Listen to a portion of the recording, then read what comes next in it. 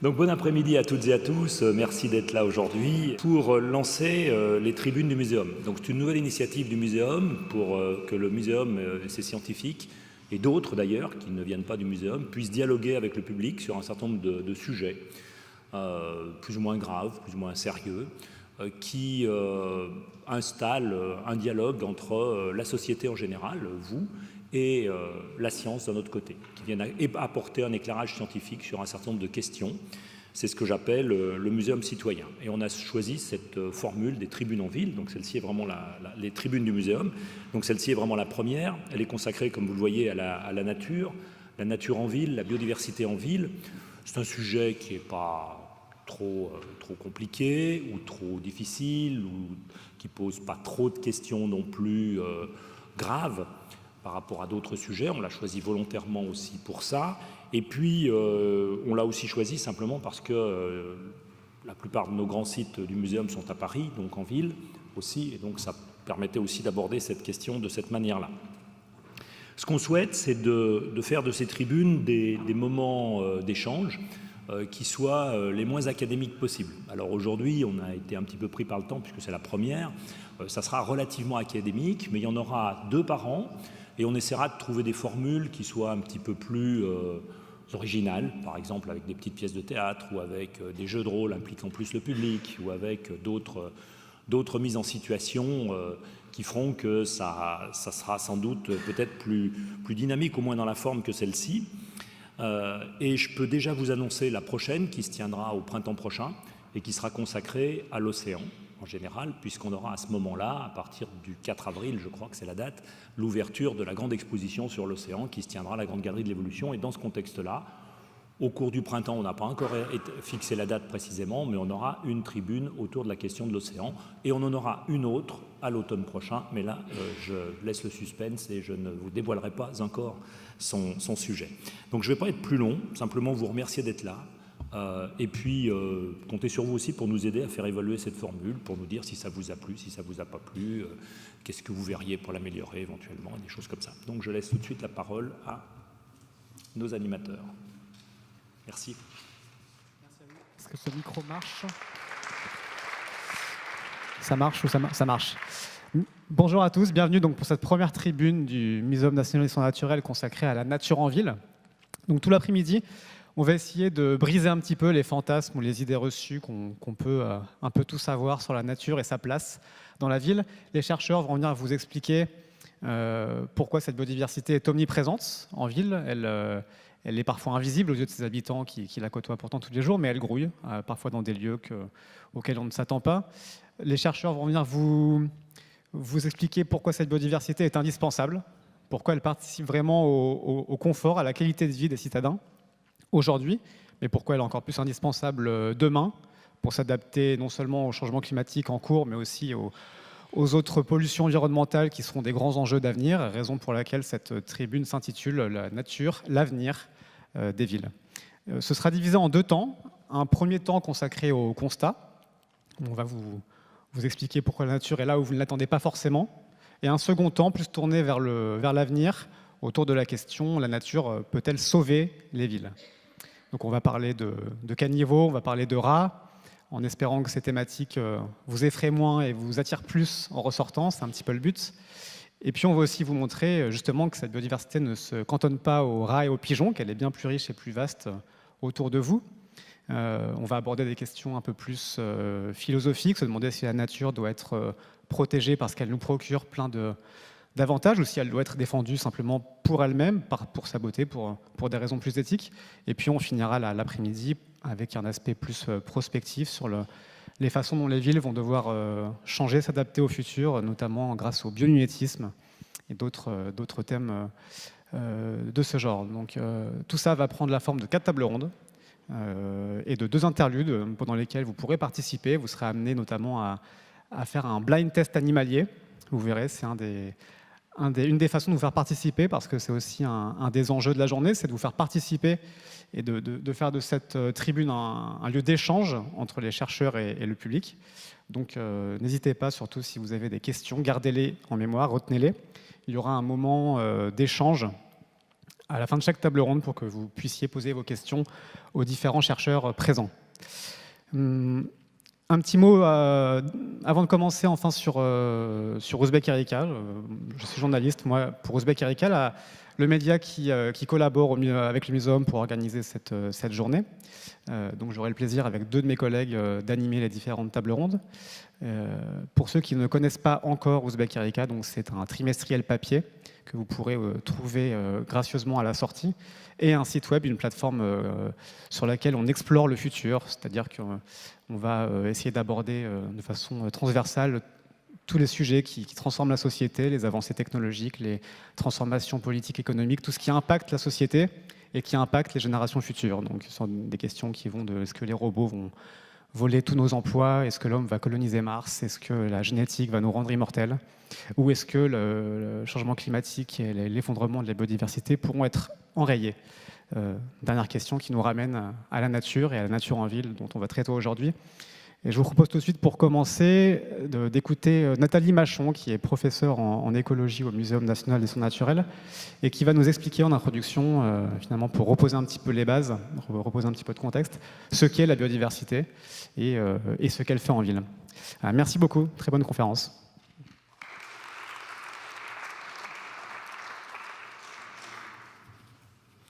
Bonjour à tous, c'est très intimidant d'être là face à vous. Donc merci à vous d'être tous là. C'est un grand plaisir pour nous, scientifiques, d'aller à votre contact pour partager avec vous les connaissances que nous accumulons au fil de notre recherche sur nos objets d'étude. Donc ici, en l'occurrence, c'est la nature en ville dont on va parler. Alors, pour tout un chacun, la nature, ça évoque plutôt la campagne, la forêt, les champs de blé. Alors, je ne sais pas si tout ça, c'est de la nature. En tout cas, c'est des espaces où les humains sont moins nombreux, leur comportement est peut-être plus discret, plus ténu. Et la ville, au contraire, c'est plutôt les bâtiments, les routes, les voitures, les industries, la pollution, etc. Et donc, c'est des territoires où les humains sont beaucoup plus omniprésents et où très peu de place est laissée pour les autres espèces animales ou végétales. Alors, pourquoi parler de nature en ville aujourd'hui? En fait, c'est pour 2 raisons. La première, c'est parce qu'en ville, il y a de la nature. Certes, elle est tout à fait particulière, elle a des caractéristiques qui lui sont propres. Néanmoins, un nombre d'espèces vraiment non négligeables peuplent nos habitations, nos rues, nos parcs, nos jardins, notre environnement quotidien. Donc ça, c'est la première raison. Ça vaut donc le coup de se pencher sur ces espèces qui nous accompagnent. Mais la deuxième raison, c'est parce que la nature, elle est indispensable aux humains qui vivent dans les villes par les services qu'elle rend. La ville ne serait pas vivable si les autres espèces avec lesquelles nous cohabitons, les animaux, les végétaux en particulier, n'étaient pas présents. Les autres habitants des villes, donc les plantes, les animaux, mais aussi les champignons, les bactéries, etc., forment ce qu'on appelle la biodiversité en langage scientifique. Et ces espèces, en interagissant entre elles et avec leur environnement, donc l'environnement urbain, le sol, l'air, la lumière, la température, etc., forment un écosystème urbain. Et c'est le fonctionnement de cet écosystème, surtout s'il est de bonne qualité, qui fait que la nature contribue à dépolluer l'eau, l'air et le sol, enfin une partie en tout cas, à réguler la température ambiante. Vous savez peut-être qu'en 2003, quand il y a eu une très forte canicule, c'est surtout dans les quartiers où il n'y avait pas de végétation que le taux de mortalité a été très fort. Alors, dans la suite de l'après-midi, on va voir que cette biodiversité a beaucoup d'intérêt par les services qu'elle rend. Et puis, un des plus importants, c'est certainement celui d'embellir la ville. La biodiversité rend la ville plus agréable. Elle a un rôle bénéfique sur notre santé et notre qualité de vie. Voilà. Par cette introduction, donc, je vais vous présenter quelles sont les espèces avec lesquelles nous cohabitons quotidiennement ici à Paris. Alors d'abord, il y a toutes les espèces que nous avons choisies. Pour les plantes, par exemple, ce sont les plantes ornementales, celles que vous avez achetées ou qu'on vous a offertes, qu'on voit dans votre salon, sur votre balcon ou dans les espaces verts autour de votre immeuble, ou même au jardin des plantes. Il y a les arbres d'alignement dans les rues, les légumes qui sont cultivés dans les jardins. En gros, à Paris, on a environ 200 espèces ornementales ou cultivées, et puis des milliers de variétés différentes pour ces espèces. Mais il y a d'autres plantes que celles-là, celles que vous avez choisies. Il y a les plantes sauvages qu'on trouve dans les rues, au pied des arbres d'alignement par exemple, dans les friches, dans les jardins, quand les jardiniers les ont laissés pousser, entre les pavés, dans les cours, etc. Bref, ces plantes sauvages, on les trouve plutôt dans les espaces où la gestion n'est pas trop forte. Alors, quelles sont-elles ces espèces? Vous en connaissez un certain nombre, les pissenlits, les coquelicots, les pâquerettes, etc. Ce sont des plantes qui sont très importantes pour le fonctionnement écologique de la ville. Elles apportent de la nourriture pour les animaux, les insectes, les oiseaux, etc., ou des habitats pour ces espèces. En fait, elles forment la base de la chaîne alimentaire pour toute la biodiversité, et donc elles sont forcément indispensables. En tout, à Paris intramuros, je ne sais pas si vous pouvez imaginer combien il y a d'espèces de plantes différentes. C'est à peu près 1000 espèces végétales différentes. Les plus menacées, ce sont les plantes qui sont liées aux milieux humides, comme certaines fougères, qui ont beaucoup souffert du comblement des mares ou de la bétonisation des berges des rivières. Par exemple, la Seine ou la Bièvre, qui a été complètement couverte en 1912, et qui passe ici sous le jardin des plantes et qui se jette dans la Seine au niveau de la gare d'Austerlitz. Évidemment, toutes les espèces animales et végétales qui étaient liées à ce cours d'eau ont souffert de cette couverture.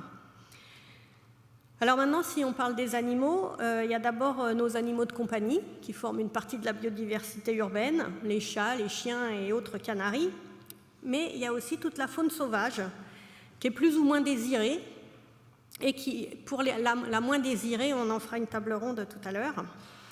Alors pour les oiseaux, avec les projets de sciences participatives ou les données naturalistes qu'on a ici au muséum, on sait qu'il y a environ 80 espèces d'oiseaux à Paris, donc les moineaux, rouge-gorge, les pies, etc.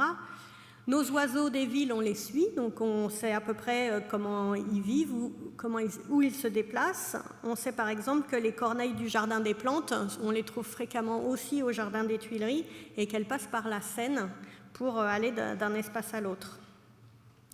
On a environ à Paris une dizaine de mammifères sauvages.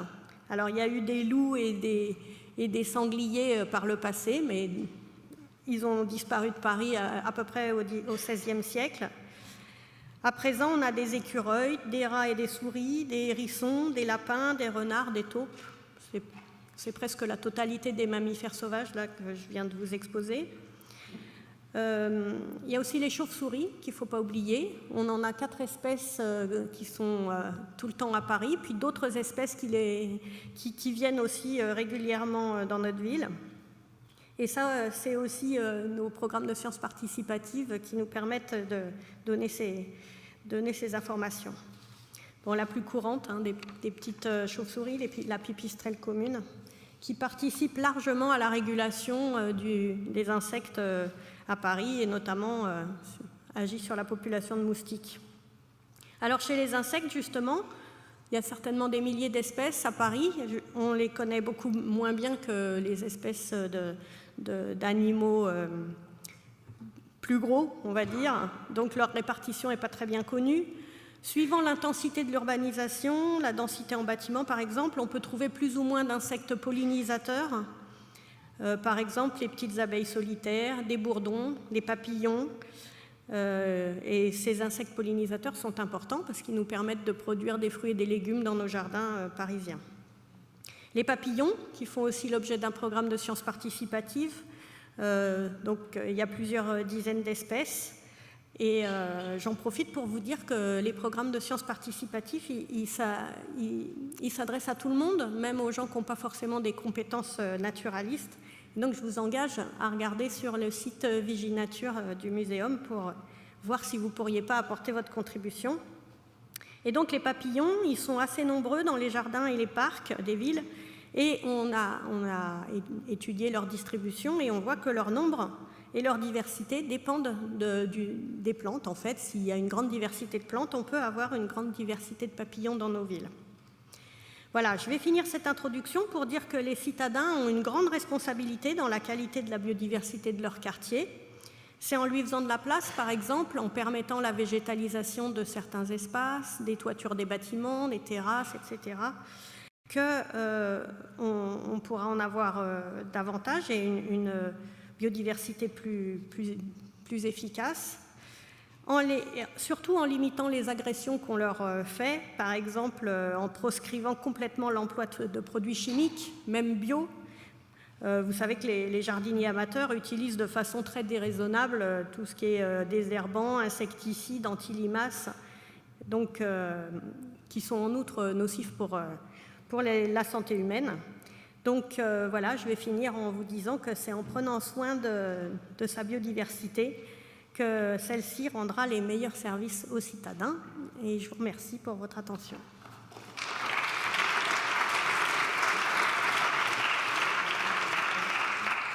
Merci pour cette introduction. On va enchaîner. On vous retrouvera tout à l'heure pour développer un petit peu toutes ces thématiques passionnantes.